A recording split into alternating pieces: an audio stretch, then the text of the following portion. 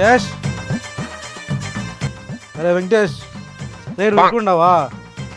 ఇట్రా, చెప్పున్నారా 50 రూపాయలు తీసుకొని వెళ్ళి ఒక బీడీ కట్ట, ఒక విమలు, ఒక సిగరెట్ ఒకటి అన్ని తీసుకుని తొందరగా రా. ఆ మిగిలిన చిల్లర మొత్తం నువ్వే పెట్టుకో.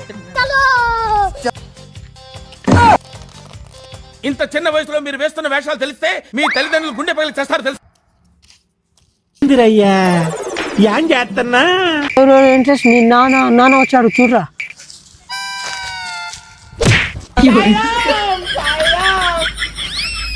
నీకు డబ్బులు ఇచ్చి తీసుకున్నారు అంటే ఏం చేస్తున్నారు ఆడ?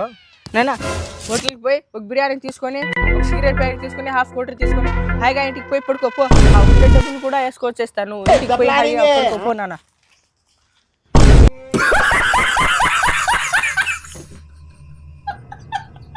Please subscribe.